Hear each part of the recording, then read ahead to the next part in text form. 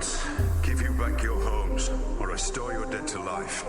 But perhaps I can give you justice in the name of our king.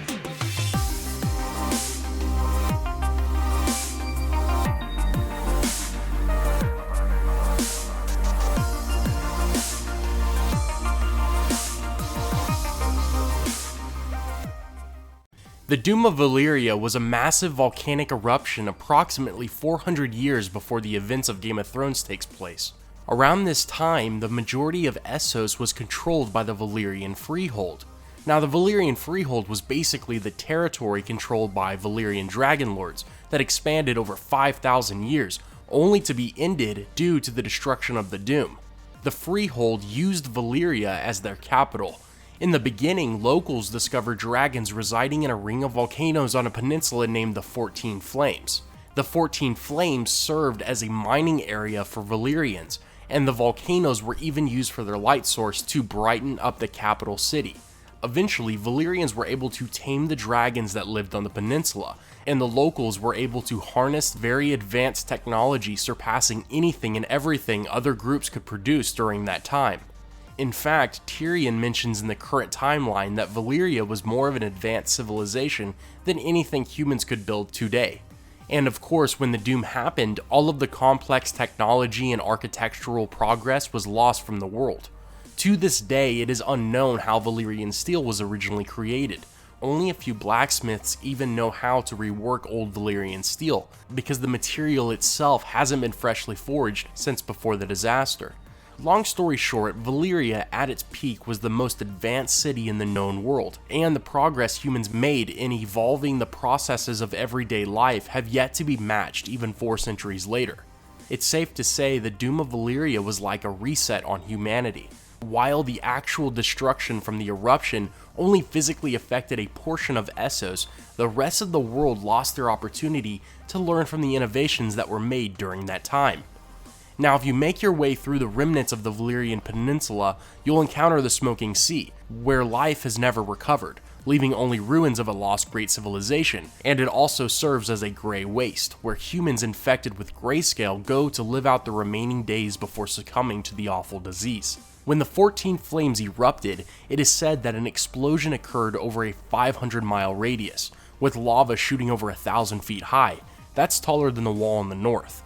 Dragonglass was sent hurling to the ground, and nearby bodies of water either boiled or turned into a molten acid. The devastation brought on multiple earthquakes that demolished whatever was left standing. Let's just say whatever happened that day, it killed dragons and Valyrians alike. Luckily, for the sake of the story, House Targaryen survived, because the family abandoned the Freehold's capital about a dozen years before the event.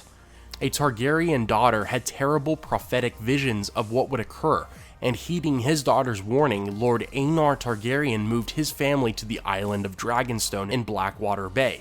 This is where House Targaryen would flourish, and about 100 years later, Aegon Targaryen flew his dragon west, and with the help of his sister wives, Aegon conquered Westeros and became the king who built the Iron Throne. A lot of fans theorized what would have happened if certain characters wouldn't have died, like Ned Stark for example, but I think the question we should be asking ourselves is, what would Game of Thrones be like if the Doom of Valyria never occurred?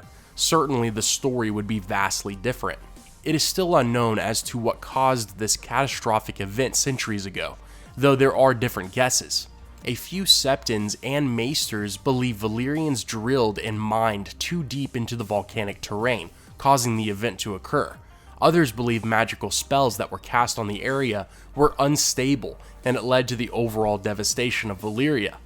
Whatever the cause, we know that there are plenty of unanswered questions surrounding the events of the Doom. No matter what group or person prevails at the end of Game of Thrones, living happily ever after is surely not an option. When the planet is ready, it will take what it wants. History proves this over and over again. Thanks for watching, everyone. I want to thank Geek Fuel for sponsoring today's video. Every month, they send their subscribers a mystery box packed down with tons of awesome gear that you will love. And this month, they sent a mystery box that included a Nuka World t-shirt, a prize ticket that has a code on the back for a giveaway. They also sent me one of their exclusive epic enamel pins. This one is a Stranger Things edition, as well as a downloadable Steam game. By the way, all boxes come with a free game download. By far, my favorite thing in the box is this 8-bit Legend of Zelda themed portable charger. It's rubberized and I've been able to keep my phone charged all day without it dying for the first time in a long time. Lastly, I received an exclusive Hero in Training poster print of Batman. I got the regular one, but there's also a limited edition one that you may receive instead. If you want to get a box for yourself, check out the link in the description, and if you're a new subscriber, you will get a bonus leather Game of Thrones journal for using my special link. Be sure to check them out. As always, have a great day, take care, and I'll see you tomorrow.